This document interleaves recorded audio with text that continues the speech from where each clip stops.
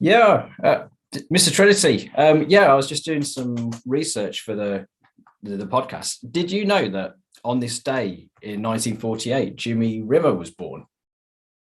Yeah, I thought it was fascinating too. How's the intro coming along? You can't get out your house. Why? What's been going on? You posted what about Tyrone Mings, and now both sides are angry? I thought we talked about this. How much rotten fruit have they got? Do you think they're going to be there a while? Yeah, it does sound like they're quite well stocked, actually. Oh, so you want me to do the intro? Yeah, I'll be able to knock something together. Yeah, leave it with me. Don't worry about it. We'll get it sorted. Okay. Cheers. Bye. Well, on that note, this is Talk of the Trinity.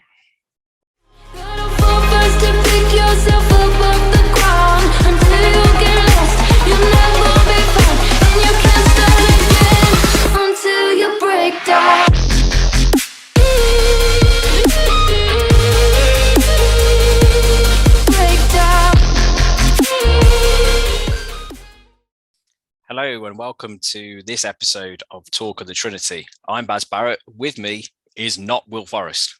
Hopefully, we will be hearing from him later once he has managed to escape the confines of his home, where he's been valiantly manning the Twitter page at Talk Trinity with all the reaction following Wednesday's game. Also, keeping update with the YouTube channel at Talk of the Trinity. All our previous videos are loaded up there for your viewing and listening pleasure. But before you go and check those out, you may as well stick around for this podcast, which is our Leeds review and our Newcastle preview. You'll be hearing from Will hopefully later on, but starting with those events on Wednesday night at Villa Park, Villa 3, Everton 3. Not Everton, Leeds. I mean, it's a long time since we've had football. I've even forgotten who we played. But Leeds came to town and took a share of the spoils. And fair to say, the game didn't quite go to plan. Beforehand, me and Will were unanimous in predicting a Villa win and even a clean sheet. But that was sadly tossed out of the window very early on. But we'll focus on the positives to begin with. And there were two, really, both in midfield, and Philippe Coutinho and Jacob Ramsey. Let's start with Coutinho running the show in midfield, especially in the first half. 2 assists and a goal. Great finish. He was given a little bit too much space by the Leeds defence, but, he took it really well. And there were concerns when Coutinho joined about match fitness. Is he going to get up to speed? How much time is he going to require? Safe to say, based on Wednesday night, not that much. Already the main man in terms of that Villa midfield, giving him the ball and expect things to happen. Sounds familiar to somebody else we had in midfield over the last few years, but really good to see that looking for the ball, demanding the ball and able to do things with it. And the beneficiary of that, Jacob Ramsey, 2 goals in front of the Villa faithful. He's got the taste for it now. 2 great finishes, 2 great runs. The lazy comparison, as we made it before, is to Gerrard, that all-action midfielder, but it does look like work on the training ground and the confidence of an increased run in the team and an increased importance have really done wonders for him. And Coutinho and Ramsey, when it was 3-1 with a couple of minutes to go in the first half, we were looking at mainstays of the midfield for a couple of years, and from an attacking sense, everything is looking really rosy. And we were getting ready for half time thinking, is it going to be 4 or 5 really? But in terms of the overall performance, how we got to that point, Leeds took the lead early on. Dan James, he's been thrust into that centre forward role and was a nuisance, really. Both of his goals in the first half, I mean, moving slightly into negative territory, unfortunately. They were both preventable, especially the second goal. I mean, that was just, I think the defence seemed to think that the halftime whistle had already gone, in terms of very casual. I've seen more intense defending on a Wednesday night session up the university on the six-a-side pitch. And there's going to be criticism. There has been criticism of Tyrone Mings, really, in terms of all three of the goals. I know Will has a few words to say, and he's had a few words to say in relation to Tyrone Mings' performance and the case for the defence. So I'll leave it to him to express his thoughts in detail. But from my perspective, we've said it before, you can't write somebody off after one appearance, but it was very casual, is what it looked like to me. And that's not something you would usually associate with Tyrone Mings. He looked off the pace, and it was unfortunate that performance came in a week whereby he'd given an interview saying that he felt scapegoated by Dean Smith for being dropped previously. It was the opportunity to really put a statement out in terms of his importance to this Gerrard defence, and unfortunately left with some more questions than answers in terms of, I mean, the third goal, you could say summed up Tyrone Mings' kind of how he divides opinion in a microcosm. You've got that goal line clearance, and then you've got that really poor clearance straight to the Leeds player to put it in the net, kind of just moments later. You've got the last ditch great defending, you've got the lapse in concentration, and that sums up things in a nutshell. I mean, you don't usually get it in quite a short space of time, but there we are. And that second half, I mean, expecting more goals, even after 3-3, but Leeds looked like they were accepting of the point after that. I mean, there was a lot of time wasting going on from about half an hour out. And, every point for them takes them a little further away from the drop zone, get some confidence, points on the road. Can you blame them? They would have taken a point before the game, I'd say, but the Villa rear guard was a little shaky, and so I think there was opportunity for Leeds to really press us, and they didn't really. And then in the last half hour, especially after Coutinho went off injured, I think Villa lacked spark. They didn't particularly look like scoring, I'd say, in that end of the game period. And that kind of, you could see it was meandering towards a point. And from a Villa perspective, especially after the red card, second yellow card from Endrick Konza, just there's no other word for it really, apart from stupid. You're on a yellow card, you go and hit the goalie. I mean, Leeds, as you said, they were time wasting. They're going to make a meal of it, but if you don't give the referee a decision to make, then there's going to be no issue. But if you're going in clattering into the goalkeeper in their own penalty area, so not even necessarily preventing an immediate goal scoring opportunity, I think it was stupid. We're in a situation where Konza suspended again for a red card. I don't think you can have anybody to blame, really. And you mentioned in the Mings debate, in terms of how secure his place is in the team, a lot of people prefer Konza, think he's better. That's evidence that he's still got a bit to learn in terms of maturity and that composure, which sometimes comes to the fore when Mings isn't there. And yeah, certainly came to the fore last night. I can't really say much more about that. And funnily enough, in a game whereby Villa score 3 goals, it seems a bit of it's churlish to say there's a concern about the attacking play. Not about the attacking play, about the centre forward. We've had the debate on previous podcasts about Watkins or Ings. I don't think Watkins was very good last night, in all honesty. Didn't really look particularly threatening when had opportunities, did kind of bounce his way, didn't capitalise on them. And I'm sure Mr. Trinity, Will Forrester, have a lot to say about the Watkins Ings debate and his thoughts. But from my perspective, if Ings is on the starting team sheet on Sunday, which we'll come on to my Newcastle preview later, can't really blame the manager for that. Watkins didn't really give him enough the last night when Leeds were, especially in that first hour, capable of being torn apart. You know, I mean, we scored 3 times. I mean, you score 3 times at home, you expect to win the game.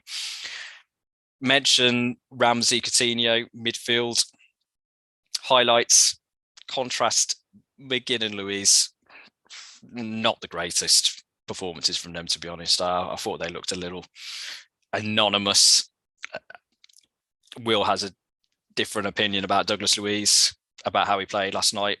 I mean, it's a bit simplistic to say maybe the transfer speculation affects him. I don't know if I agree with that, but nevertheless, it was an anonymous night, I thought, especially for McGinn, unfortunately. Didn't really stamp his authority on the game. It'd be interesting to see whether it was just a one-off or whether the fact that Coutinho and Ramsey now have an increased prominence in the team, whether that does overshadow McGinn and his influence perhaps wanes a little away from the swashbuckling midfielder getting stuck in. I mean, you know, I think it's a bit early to draw those comparisons, especially after the Everton game, whereby he really set the tone early on in the game. Won't write him off. Speaking of somebody who potentially was written off in some sectors, but we were keeping the faith, Emi Buendia. Again, good performance from him. You can tell the confidence is back. I mean, there was a cheeky turn in the first half away from 2 Leeds defenders. He's enjoying being part of that triumvirate midfield with Coutinho and Ramsey, and he's risen to the challenge. There was talk that maybe the arrival of Coutinho would threaten his place in the team. Far from it. And, you know, he's going from strength to strength, and long may it continue. In terms of the abundance of midfield players we've got at Villa at the moment, Carney Chukwuemeka came on. I thought he struggled to impose himself on the game. It's, you know, a young player. You're not expecting the world, you know, from the bench every single time.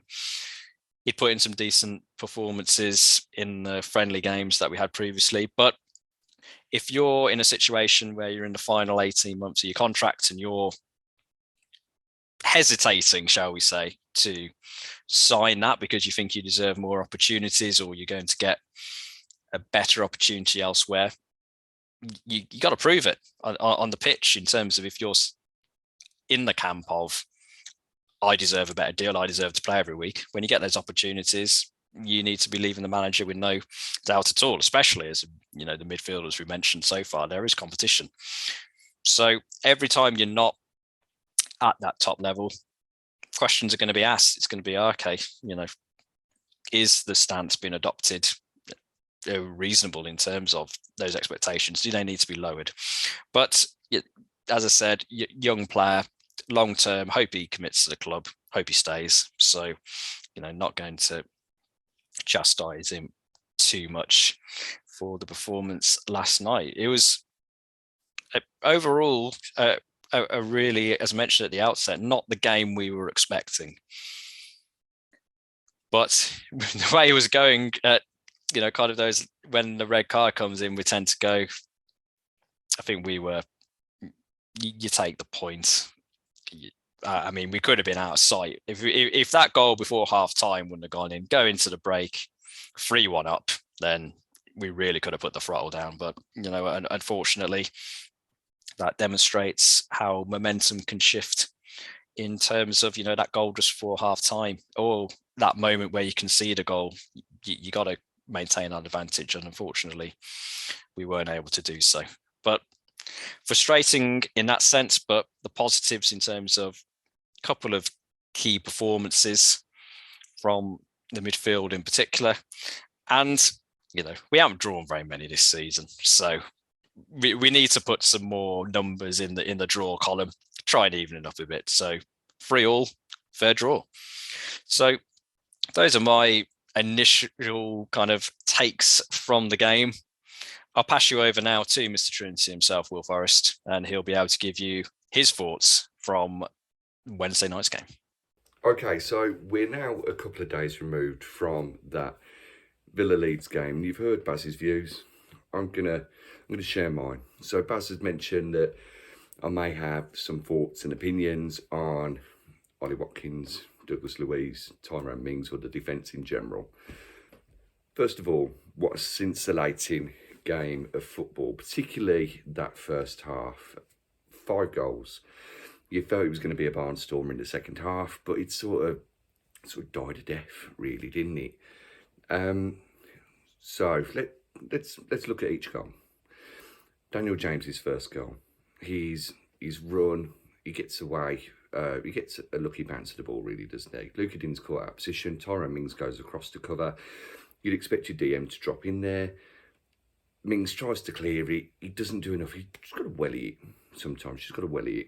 He takes a few too many touches, gets robbed, comes to Daniel James, whose turn and placement is a lovely finish. It shouldn't be going through Esri Konsa's legs. I think it's a little bit harsh to say that, but really, you'd hope it'd be a bit more sideways on. Martinez obviously sees it late and can't keep the ball out. 1-0 Leeds. Quite shocked to see them take the lead, really. And then we come alive. We come alive when we score, but it's only for 13 minutes that we come alive. Philippe Coutinho shows that he's by far and away the best player on that pitch. Better than Rafinha, better than all of our other players as well. And he scores a beautiful goal, very reminiscent to Dan James's opener. It was a nice bit of play down the right. Matty Cash gets an assist. Coutinho takes that touch and steers it into the far corner. You see how much it means to him. He's obviously enjoying his football as well, from the way that he's playing and performing. And then it becomes potentially the Jacob Ramsey show, though for me, I'd be sticking with PC. His turn and vision for that first time pass for Jacob Ramsey's excellent run from the left-hand side sees Ramsey come in with a defender on his back and have the presence to just calm down and slot home. Left-footed finish as well. Beautiful, beautiful JJ. And then we're in Wonderland. Coutinho realises the referee is playing advantage. He gets onto the ball, drives forward with it, pulls a Leeds player out of position. Ollie Watkins' fantastic run down the left as well. Pulls the Leeds player out of position, and Jacob Ramsey comes steaming in like a train at New Street Station. Powers straight through and smashes into the top corner, and it's got to be one of the great counter-attacking goals. Was it better? It was a better finish than his other goal. But you've got to say that Coutinho's build-up play for the first Ramsey goal was better. It was sublime, really. And then immediately Leeds hit back because of poor defending. I've had the opportunity to look back at the goal a few times now, and you see that there isn't really any pressure. Cash and Konsa are sort of caught, not really pressing. Mings is in the middle of the penalty box. Digne marking up at the far post. Buendia and Coutinho are back, trying to put pressure on and win the ball. And you've got others, McGinn, Luiz, who aren't doing enough. Jacob Ramsey's getting back there as well. But there's a run for the back heel. Nobody follows that player. Douglas Luiz doesn't. The cross comes over. Cash and Konsa at this point have turned and are just really walking towards the player who's crossing. The ball comes in. I think Mings is unlucky to be criticised for the fact that he got out jumped by James. He's leaning back. He's leaning back, trying to get to that ball. Buendia's coming the other side. It lands on James. It goes in. Martinez unlucky to keep it out. Mings then goes on a big run, sets up Luka Din, and he puts wide. You're just hoping that it was going to fall to Coutinho, weren't you, really? Second half starts. We get a chance with Watkins from a Din cross. Very unlucky. Throwing himself at the ball, which is what you want to see your strikers doing. And then Leeds start to attack. They get a few corners and you start to panic a little bit. Tyrone Mings with a great clearance off the line to start with. And then they have another attack and Mings throws himself at the ball and heads over the crossbar, and you're thinking, great, brilliant. This is what you want from your captain. He's clearing everything. And then the third goal comes, and Mings is caught off balance again, and he hits a right-footed clearance straight to the Leeds defender, who smashes in. He's not going to miss from there. Martinez has no chance, and I don't think the other Villa players had a chance really to clear the ball. So 3-3, exhilarating, but really we only did it for that 13-minute period from Coutinho's goal up until JJ's second, in my opinion. Looking at individual players, now Tyrone Mings, I think he's a Marmite player, isn't he, for Villa fans. I've had people tell me that he's not good enough to play for Villa, that they need to sell him now. And you also get the other side of the coin where he's a leader, we need him in the team, look at what we do when he's not in the team. I'm very much on that side of the fence. I think that Tyrone Mings is a key player at the moment, that he's a leader, he's a captain, and he drives us forward. He probably needs to keep things a little bit more simple at times, rather than trying to play the ball out, though if that's what he's being told to do, then he's following instructions. Ezri Konsa next to him. Ezri Konsa's a great player, and I've seen people compare him to the likes of Paul McGrath, and others say that, yeah, Konsa's good, but he needs Mings alongside him. Again, I think that Konsa's a very good defender. I think he needs to be more vocal, very good on the ball, lovely pass through the ball, and he's a threat up the other end, as Mings is. Though, this season I've not been 100% impressed. I think he needs to step it up a little bit. He was lacklustre for the second goal, as I mentioned, and his sending off was absolutely ridiculous. Why on earth are you trying to uphold the goalkeeper at the end of a match when you're already booked? Now, have the presence of mind to shout to a midfielder to drop in for you. I'm sure defenders would be anyway. Melier's going to try and take a big kick. We've got people back. You don't need to put your arm across him, and because he's caught him with his elbow, you know, his forearm, whichever you want to say it is, because he's done that, the referee had no choice but to book him. He's lucky he wasn't a straight red, really. And at the same time, though, he's probably helped Watkins, who's choke slamming some Leeds defender to the floor in front of the whole end, getting a round of applause. Silly and naive from Konsa. We're missing for 2 games now, and hopefully Chambers comes in and can do the business for us. Tyrone Mings, as I say, for me, yes, he was at fault for the third goal and potentially the first one. The first one as well. Yeah, so 2 of them. I don't think he's at fault all the time. There's that statistic that's going around at the moment saying that he's made more errors in the last however many years that have led to goals, which is 4 of the goals that we conceded. So to be jumping on Tyrone Mings saying he's rubbish, he's crap, he's shit, he's that, you know, it's 4 goals. There's a lot of other players who make mistakes. Yes, they haven't made as many as him because he's made the most. But in the grand scheme of things, it's not a lot, you know. Can we improve on both of those 2 centre-backs? Probably. And I think Matty Cash as well at right back. And I imagine that Steven Gerrard will be potentially looking to get that money for Cash, bringing his own right back in the style of Luca Din, and then potentially look at Konsa and Mings as to whether he can improve on them. Douglas Luiz, I thought played quite well. More so in the second half. Didn't really notice him first half too much. Second half, they became alive. There was one passage of play at the end where the ball was a good 30 yards away from him. He was not closer than a Leeds player, and he's put the speed on, gets to the ball, wins it and plays it out. And he's just trying to link things. He's playing in a position that he doesn't want to play. He's not a tough tackling DM. He's going to get on the ball and he's going to try and pass it out and create. The sooner that Marvellous Nakamba comes back, great, because we'll then be able to see the real Dougie again. Will Dougie be sticking around this summer? Who knows? 30 to 35 million, you'd entertain it. You'd definitely entertain it.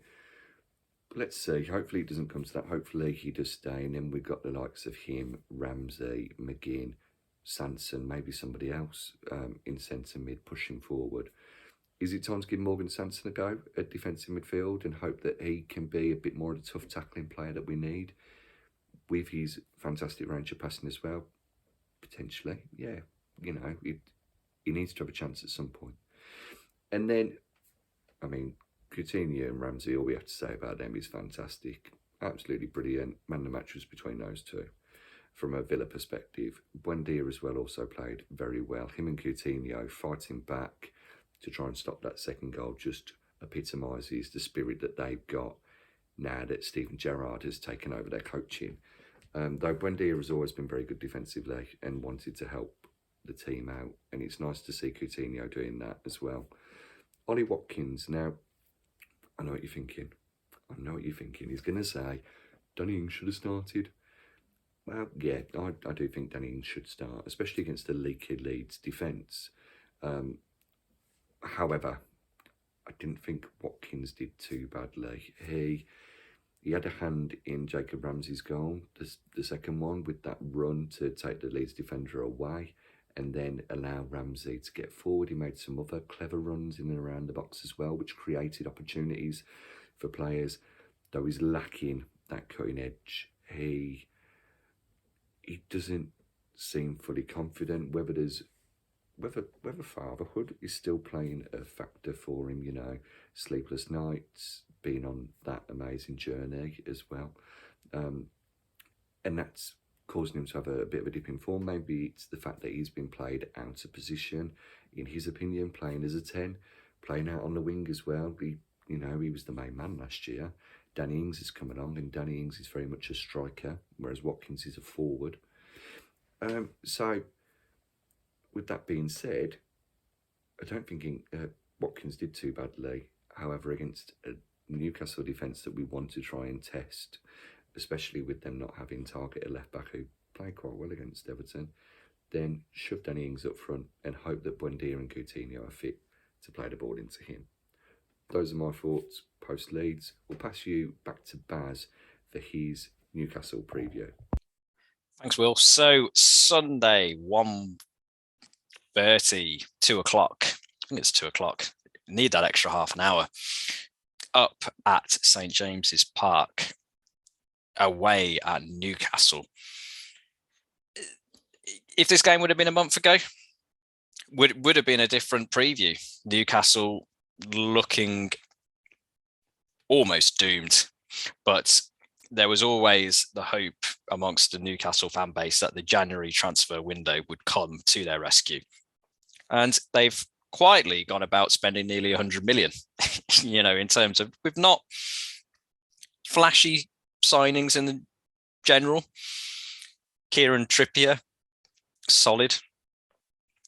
Matt Target divides the fan base at Villa a bit, but solid for a team just looking to stay in the league. You got Chris Wood, definition of solid, in that central striker role. And if you thought he was the focal point, the target man at Burnley, the stats in the first couple of games he's been playing for Newcastle, the amount of aerial duels and bombardment they've been having the ball towards him in the box, it's obvious what the plan is when Chris Wood is in the team.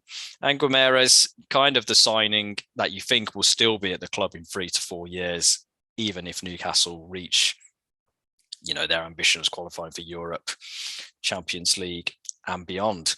And Newcastle have won 2 games in a row for the first time this season.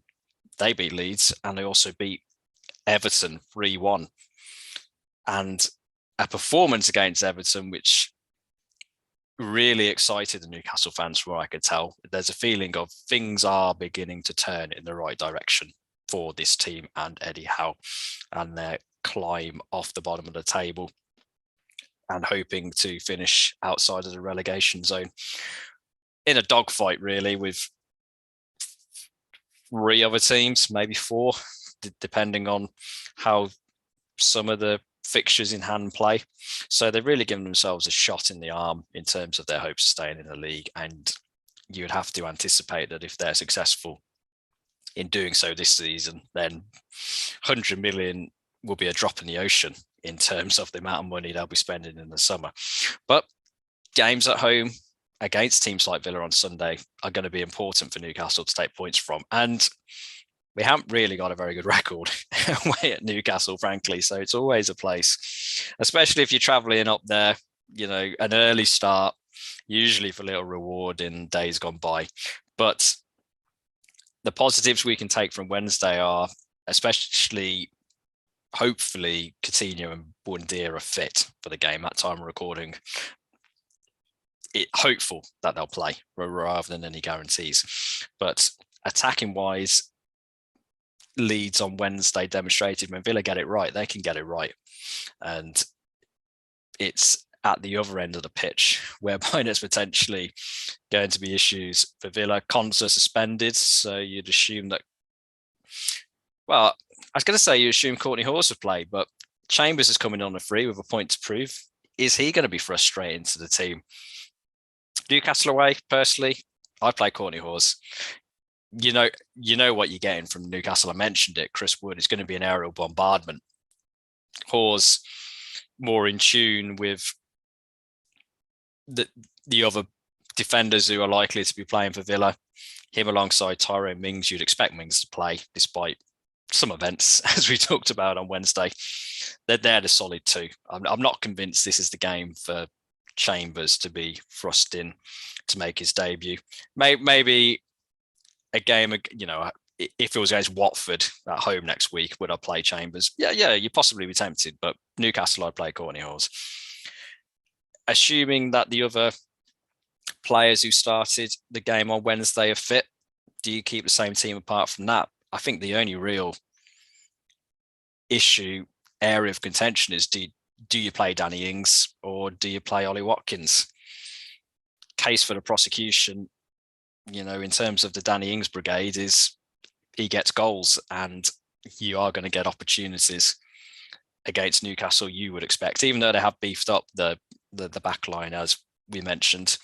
And has Watkins done enough to keep his place in the team? I mean, it's cutthroat. I mean, a few weeks ago, we were talking about how he was playing that lone striker role really well with his energy. But in terms of seeing how the midfield was playing on Wednesday, Coutinho, Buendia, Ramsey really driving into the box, is Newcastle the game whereby you just have somebody to take those chances? Do you need so much somebody who's going to chase down, be that target man? I can see Ings playing, to be honest. I'm sure Will, in his Newcastle preview, will have a force or two about Danny Ings. You may have heard he quite likes Danny Ings. But yeah, I would jump with him for this week. I mean, we're not in the same room, so I don't have to see his reaction when I was saying this. But yeah, Danny Ings, I'd play him Sunday. Try and get some confidence. It looks like, there needs to be an element of competition for places in that striker role. So hopefully get Danny Ings in, try and get the ball rolling, hopefully rolling literally towards the goal. So in terms of the lineup, they're the only changes I would make. Otherwise, we're playing the same team. In terms of that same team, what result is that going to bring? Again, as I said, if it would have been a month ago, I would have been predicting a Villa win comfortably. But Newcastle appear to be getting some momentum, and once you get momentum, it's difficult to stop. And whilst, they're certainly not world beaters at this stage, the confidence of the players is only going to be lifted after 2 wins on the bounce. The confidence of the fans is only going to be lifted. And I can see this being a tricky game. I think Newcastle, the wind under the sails, they're still not world beaters, but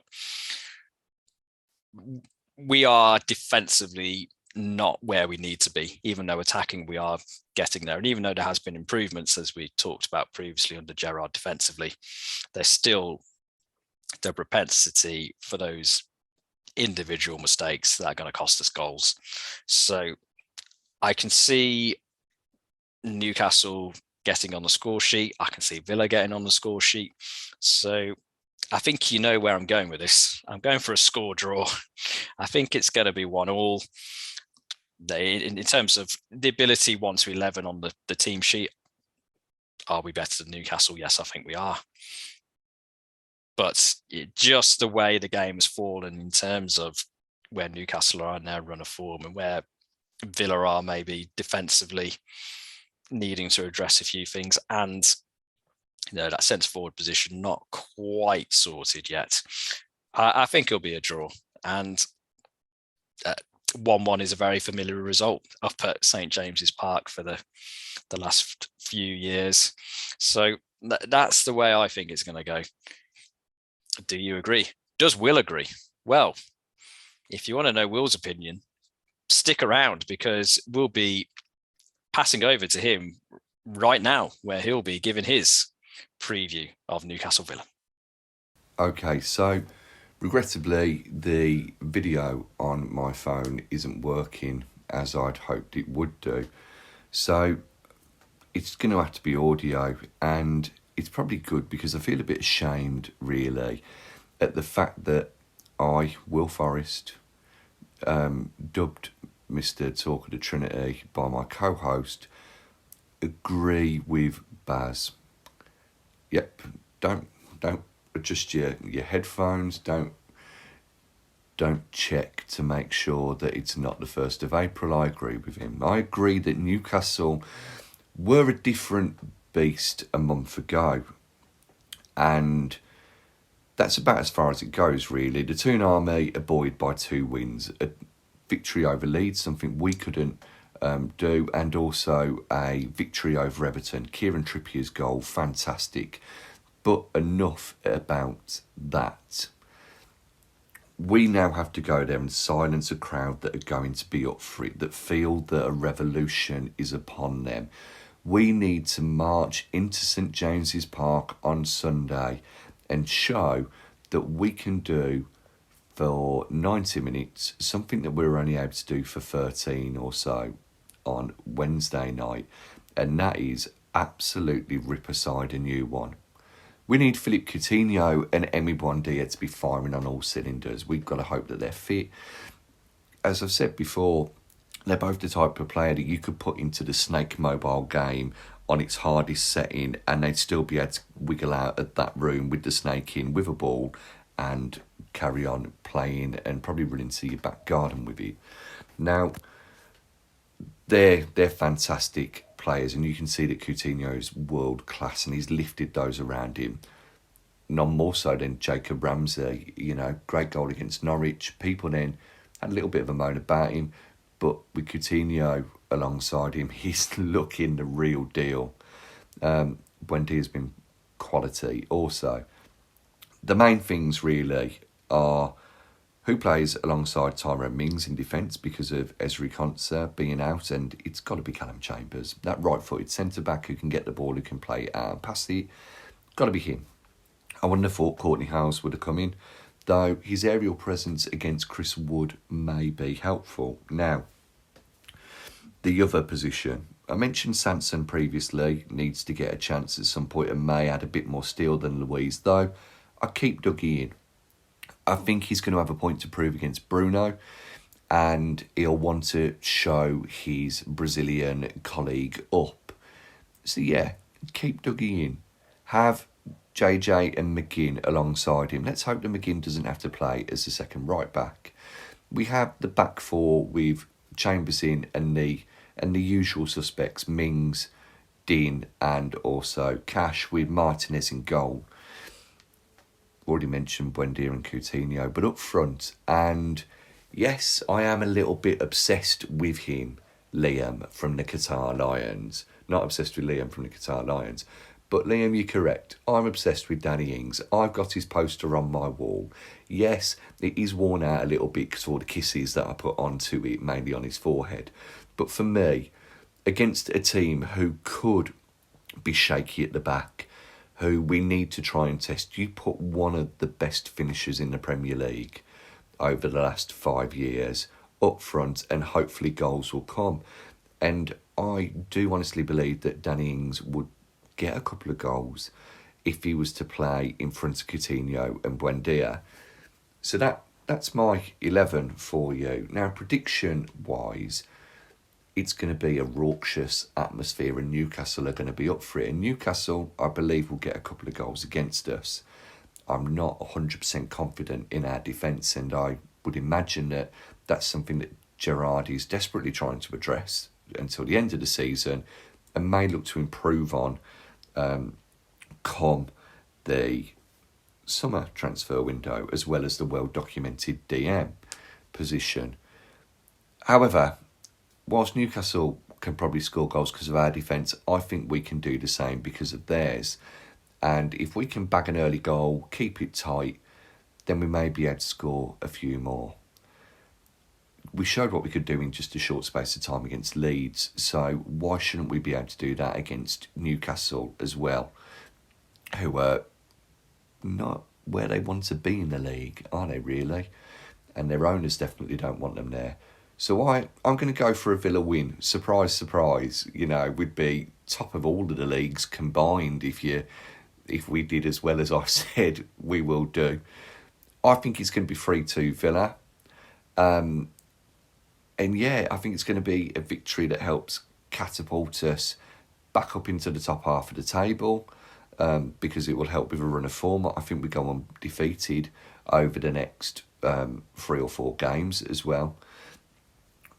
But that's just my optimistic take on it. And hopefully Villa fans, you're also optimistic. Now, I've given you my starting 11. I've given you my score prediction. The only other thing I can do is give you the gift of Talk of the Trinity. Now, we're on YouTube. You know that if you're watching the video. Our YouTube page is Talk of the Trinity. We get a lot of people coming and watching the videos who haven't subscribed. So if you wouldn't mind just subscribing, that would be massively appreciated for us. It helps with our reach. We just want to connect with other Villa fans. If you've got a comment, if you agree or you don't agree, let us know. We'll be respectful back to you. We'll let you know what our thoughts and opinions are. After all, football is a game of opinions, and we wouldn't all want the same one. We're on Geezer, Deezer, Freezer, Apple, Google, Spotify. We're on all of the podcast sites. So thank you for listening if you're listening on there, or if you think actually it's a bit of a problem driving, watching YouTube videos, then download Spotify and follow us on there, Talk of the Trinity. We're also on Twitter, @TalkTrinity. Give us a follow if you haven't already. Interact with us. Let us know what you think of our opinions, whether it's our love for Tyrone Mings, whether it's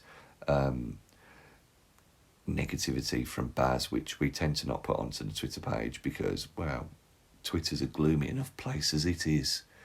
Anyway, thank you for all of your support. Thank you for interacting with us and for following us and for watching us. It is greatly appreciated. We'll hopefully be bringing something a little bit different for the Watford game when we take them on. But until then, cheers, Tar. Thank you very much. I'm Villa till I die. Up the Villa.